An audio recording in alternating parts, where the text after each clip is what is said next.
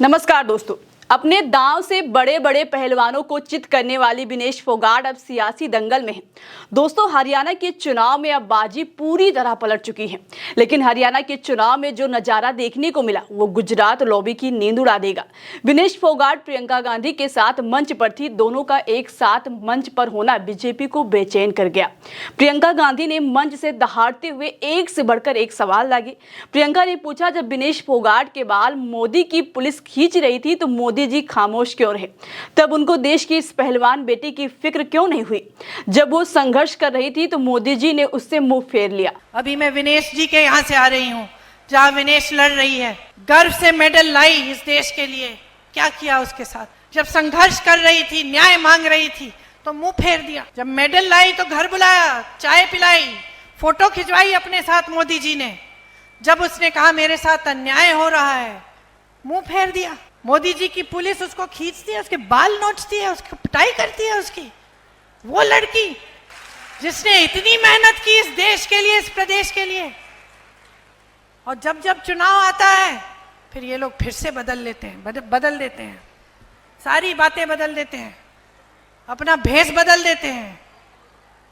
तो आप समझिए आपके साथ क्या हो रहा है। प्रियंका गांधी ने कहा, नेता की नीयत बड़ी महत्वपूर्ण है। आज प्रधानमंत्री मोदी ऐसे लोगों से घिरे हैं जो उनको सच नहीं बताते। क्योंकि इंसान की नीयत एक बहुत ही महत्वपूर्ण चीज होती है, और सिर्फ घर परिवार में नहीं, नौकरी में, रोजगार में, खास तौर से राजनीति में।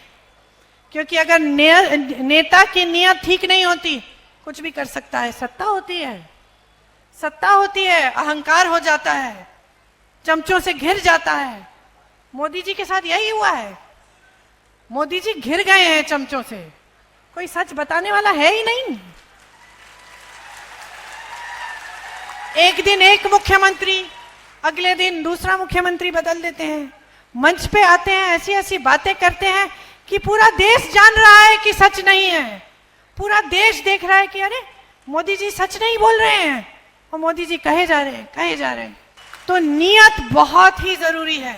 प्रियंका गांधी ने कहा कि नरेंद्र मोदी देश के गरीबों के बारे में नहीं सोचते। वो सिर्फ और सिर्फ अपने उद्योगपति दोस्तों को फायदा पहुंचाने के बारे में सोचते हैं। यहाँ के किसानों को देखिए, यहाँ मेरे किसान भाई भी होंगे, किसान बहन भी होंगी, दिन रात मेहनत करते हो। एमएसपी मिलती है? एमएसपी तक नहीं मिलती। मोदी जी ऐसे कानून लाते हैं जिससे उनके बड़े बड़े उद्योगपति मित्र अडानी जी, अंबानी जी का ही फायदा होता है। वो कानून कैसे थे? वो कानून ये था कि अगर कोई बड़ा उद्योगपति आकर आपकी जमीन ले ले तो आप मुकदमा भी नहीं लड़ सकते, सिर्फ डीएम के पास फैसला होगा आपका। बताइए, बड़ा उद्योगपति, इतनी शोहरत, इतने पैसे, इतने साधन, और आप जाकर डीएम के पास जाएंगे उनसे लड़ने के लिए, अपनी ही जमीन के लिए। ये थे कानून। ये कानून लाने का काम कौन कर रहा था? मोदी जी कर रहे थे, भाजपा के नेता कर रहे थे। आप जहां जहां देखे हरियाणा में आपके साथ अन्याय हुआ है, आपके अधिकारों को दबाया गया है। दोस्तों, इसी मंच से विनेश फोगाट ने प्रियंका गांधी के साथ कदम से कदम मिलाकर चलने की बात भी कही और कहा कि आप मेरे संघर्ष के दिनों में साथ थी। आपने हमें जो हिम्मत दी है मैं उसे बयान नहीं कर सकती हूँ।